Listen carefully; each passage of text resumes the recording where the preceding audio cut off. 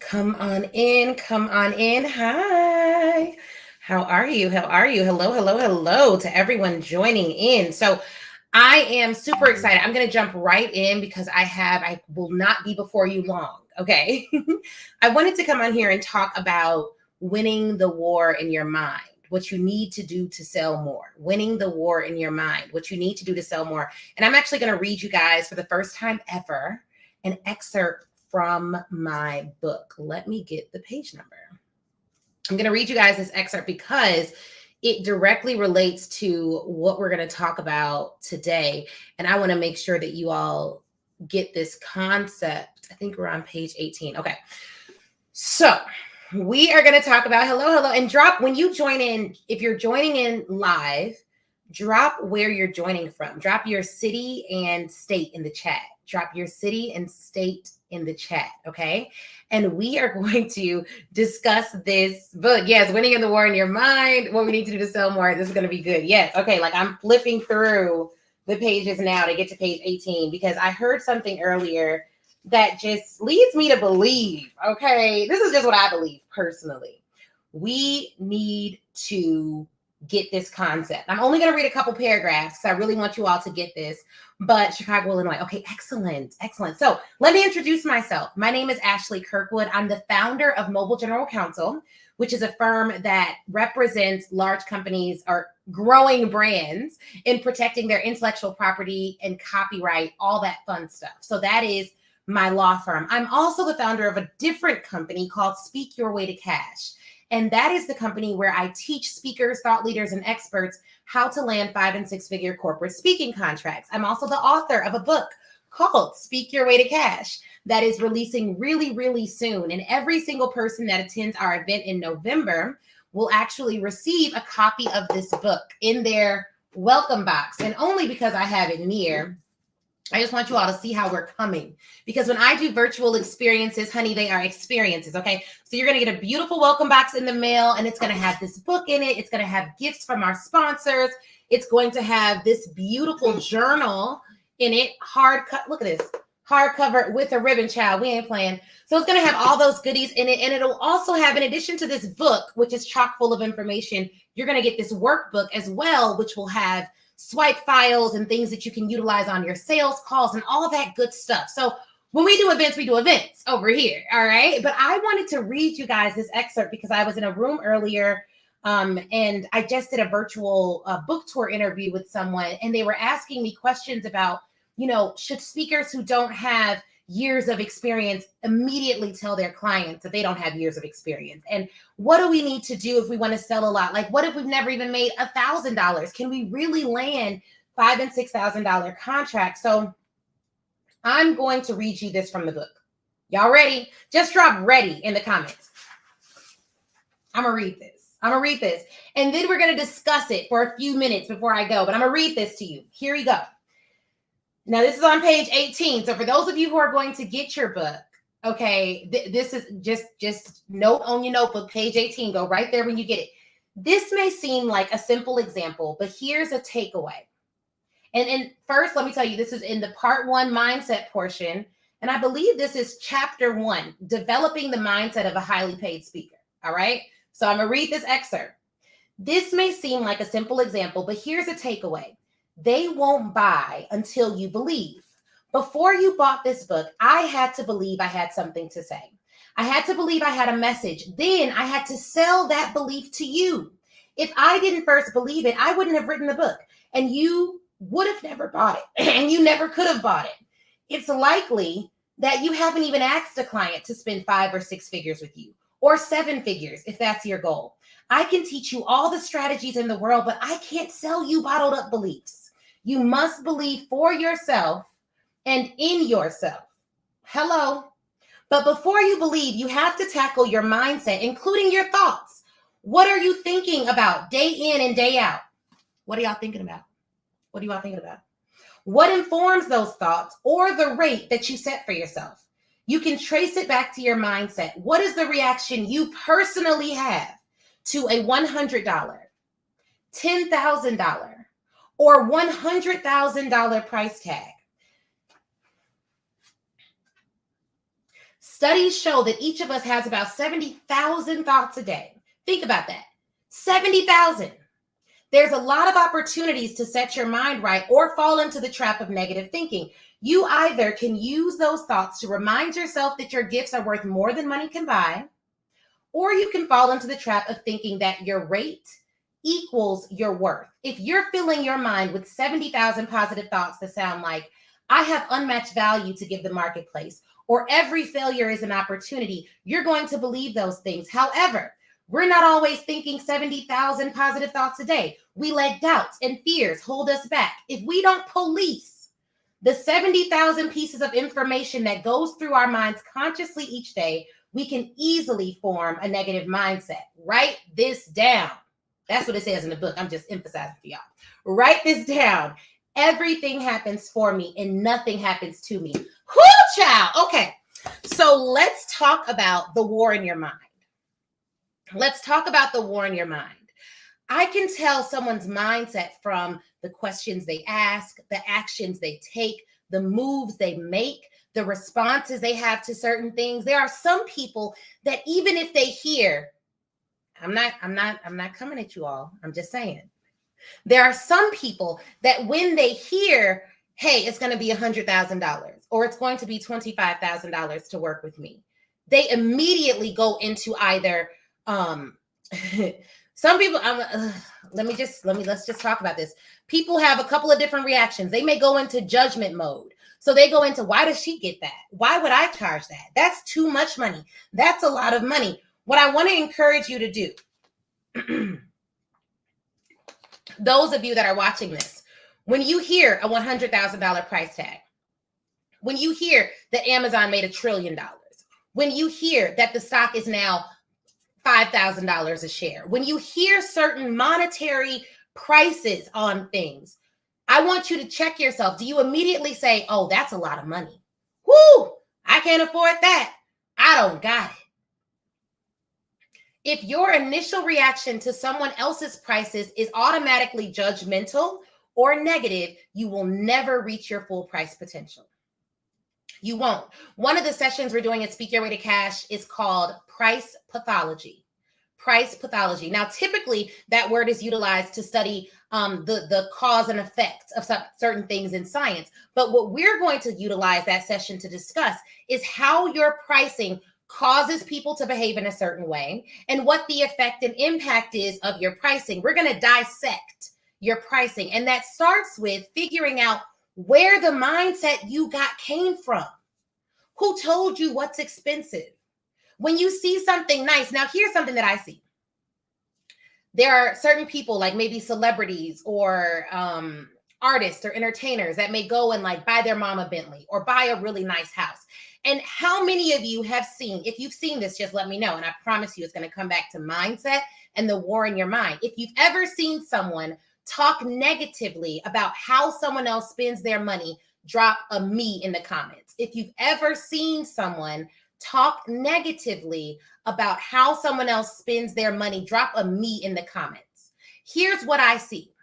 Oftentimes when people reach a certain level of success and you see it and it's visible, there are some people that instantly divorce themselves from success. They instantly start judging that person or saying they must have done something untoward or saying, oh my goodness, they must be in the Illuminati, or who is she to do that? Or they talk about how it's a scam, or they judge someone getting something nice for their children. And all that is doing is setting them up to live a life of lack. Every judgment you cast says more about you and your relationship with that thing than it does about the other person. Now, this isn't about, I'm not going to give you all a speech about why you shouldn't judge or why you shouldn't have thoughts or opinions about how people do things, right? I'm not going to give you that. What I'm saying is, what's more important than what other people do or how other people spend their money is your relationship to hearing and seeing wealth in and outside of the marketplace. That's what's more important. So if you're going to have a healthy relationship with sales, a healthy relationship with commerce, a healthy relationship with yourself, your business, and your ideas, you have to first start to look at What are the things that you're calling expensive in your life? Because most people I work with, if they have a real issue dropping $20,000 on something or asking someone for $20,000 plus dollars, it's because they have deemed it to be expensive, out of their category. But the truth is, money isn't even the truth about money is this. This is the funny thing about money. Money is a tool, not a God or a measuring stick. Write that down. Money is a tool. It's not a God, nor is it a measuring stick. I am not better than you because I have more money. I am not worse than you if I have less. Money is a tool. It's not a God and it's not a measuring stick. I don't have a relationship with money that's like, oh, my bank account is low, so now I'm low today. You see what I'm saying? Or my bank account is high, so now I feel good today. Money is a tool. It's not a God. It can't tell me who I am. It can't determine my life or what I can. It is not something that determines whether or not I have worth, is what I'm trying to impress upon you. Money's a tool. It's not a God or a measuring stick. And once we start to evaluate and see, oh, wow, money is just a tool. If I have more of it, I can use it to accomplish different things. If I have less of it, I'm not able to accomplish the same things maybe as quickly. And I'm talking about tangibly. I'm not talking about like, I won't be able to have peace. You can have peace without money. Absolutely. You can have joy without a lot of money. I'm talking about accomplishing things in commerce. And what the other thing that I want to say about that particular portion of the book and what I read and what I want you all to get is that the reason you may have a hard time selling and the reason you have a hard time asking people for money is because you've made money a God and a measuring stick over you. I would love to do that, but I don't got it. I would love it's a God. It's not a tool. You've also allowed money to become a measuring stick, which means you won't talk to them because they have more than you. So you deem them worth more than you. You see what I'm saying? You began to use money as a measuring stick in your life for who you are. And it's not that. The reason I talk freely about money is because it's not a God. It's not a measuring stick. It is only a tool. The reason other people are very uncomfortable with that is because the weight they've given money in their lives. I don't have, it's a thing. You either pay me or you don't. You see what I'm saying? You either pay me or you don't, but the rate is a requirement. My worth is non-negotiable. I am worth more than money can buy. I am always going to be worth more than money can buy. But my rate, you're going to have to pay the rate if you want me to do something for you. Here's another thing I want everyone watching this to get and understand. And I can't wait until you all read part 1 of this book, which is all about mindset. And for those of you who are coming to the event, we have a dreamer's den that's going to shatter some of this stuff, like literally shatter the mental blocks that are keeping you from operating the way you need to operate to run a for-profit business in America. We're going to shatter some of those things. But I want you all to understand this. Sometimes we're running for-profit companies as though we're running nonprofit entities. A nonprofit entity, and put my lawyer hat on, for those of you who don't know, I am an attorney, went to Northwestern Law. Okay, well-educated attorney. The purpose of a nonprofit entity is to serve the public. Essentially, no one even really, people don't know this, but no one actually owns a nonprofit. It is for the public good. So you may be the founder of a nonprofit, but you can't really direct those funds whichever way you please. The money needs to go to the public. The essence of what you do has to be for the public good. It is a public entity, which is why it gets certain tax benefits. Right? So nonprofits are fundamentally different than for-profit entities. The goal of a for-profit company is to make profit. You need to be profitable. Yes, you're going to help your clients. Yes, you're going to make sure your employees are paid. Yes, you're going to do all those things. But the decisions you make, the driving factors you make, how you price, how you charge, how you serve, it is to ensure that that entity is profitable. The reason we have for-profit businesses is to make profit. Okay. Now, nonprofits can be profitable too, but what you do with the money is different. It needs to serve the public. Our mindsets, we have this mindset sometimes that we need to help people. And that automatically means we got to hurt ourselves. I'm going to say it again because I want you all to get this and I want you to write this down. If you look, keep some Post-it notes around when you come to these lives so you can just keep these quotables right on your computer. So when you start to play small, when you start to allow doubt to creep in, you can reference it. We automatically believe sometimes that the only way we can help people is if we hurt ourselves. Let me break that down. Because this is not everyone's issue, but this is some of our issues. This was something I personally had to get over. Some of us believe that if we want to help people, we got to price so that people can, quote unquote, afford it, not realizing that affordability is relative. And we don't always recognize that by playing big, that by going into large corporations with thousands of employees and training their managers, that we are thus helping those thousands of employees. I want you all to understand that.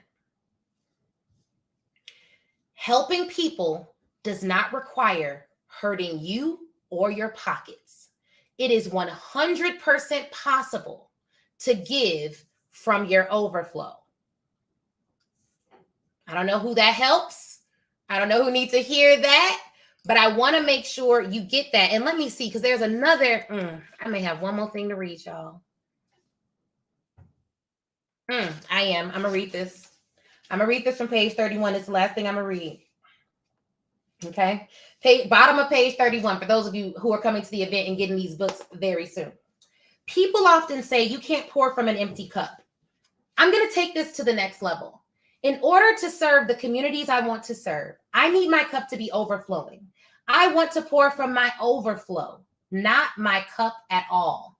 I can't walk around with a splash of water in my cup. That leads to burnout, and I can't share my gifts with others properly if I'm burnt out. Neither can you. I need to fill my cup, and once it's filled, I give the excess to people in my community. I don't know who told you this, but there's a narrative that I heard growing up. Whatever you do, serve the community. Look, I'm not going to be manipulated into doing anything. You know what I'm saying? I have a desire and a heart to serve my community, but I want to do that from my excess. I think it's time out for people who look like me, sound like me, act like me, talk like me. You know us. We've heard that there are things that you have to do. We have been taking on burdens that aren't ours to bear, picking up bags we weren't paid to carry. It is high time for DEI consultants, therapists, Black entrepreneurs, people who serve consumers at a high level, people who've gotten all these degrees. Black women are some of the most educated women walking this planet. It is time for our rates to match our qualifications and for us to be well paid for the issues that we've gone through in this country. I am a firm believer that the way you say thank you in America is with a check. And so while we've been collecting gold stars, it is high time that we start collecting big checks. I'm very clear about what my mission is right now. I'm very clear about what my purpose is as the founder of Speak Your Way to Cash. I'm clear about why I'm doing an event that will be filled with diverse consultants, entrepreneurs, women and men who look like me. I'm very clear that I'm there to hold you guys to a higher level of thinking and to ensure that I break down those negative beliefs that we've been spoon-fed for years that says we should just be grateful to have a seat at the table. Because, honey, it's time that they pay us well enough to buy our own living room set, dining room set, house, and chairs. Okay? So that's all I got for y'all. I wanted to reach out those few sections and talk about winning the war in your mind. You have 70,000 thoughts per day. When that thought creeps in that says, no one cares about that. No one values that. No one wants to hear that. Why would they pay you? There's some of you that haven't registered for the event right now because you're like, I don't think I could do it. I don't think I could pitch it. I don't think it'll work for me. I don't think my expertise fits for that. I don't think I'm good enough for that. There's some of you that want to attend Speak Your Way to Cash Live, but you haven't pressed the buy button on the registration page, speakyourwaytocash.com/event. You haven't pressed it, not because you don't have the money, not because you don't have the expertise, but because you don't believe that even if you got the information, you would actually implement it. I'm talking to you. I'm telling you to press buy, because let me tell you what happens. We think that things move with our thoughts and prayers, but things move with your belief. Thinking something is cool. Praying something out of your mouth is cool. But what tells God that you believe the prayers, what tells the universe, whatever you believe, what tells the universe that you believe what you're saying is action. And I want you to ask yourself this: what action would you take if you knew it would work? What action would you take if you trusted yourself enough to implement? Would you be in the room then?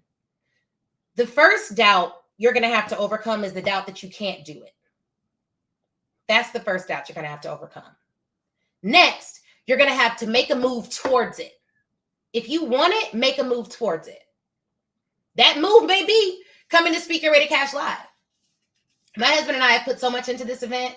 We have had to deal with so much because of this event. And that is how I know it's going to be phenomenal and extraordinary. Every interview I've done about this book and about the event has been like, Ashley, you've never heard anyone talk about this, the strategies that you teach, the way that you teach them with the level of specificity. It's something different about this. And I believe that the reason the Lord even allowed me to experience some of the rooms that I've been in and to negotiate some of the contracts that I've been able to negotiate is because he knew that I would tell it. He knew that I would tell you guys how to do it. He knew that I would be the one who'd be like, I'm not going to just keep this to myself. I'm going to put it in a book. He knew that I'd do a 3-day event that's going to cost some money to make it an experience. He knew that I was going to serve you guys at such a high level that you would feel as valuable as you are. So I want you all there. Go to speakyourreadycashlive.com/event and get in the room. We have a question. How do you navigate serving but getting paid? I know it's a mindset issue. Absolutely. So here's the thing.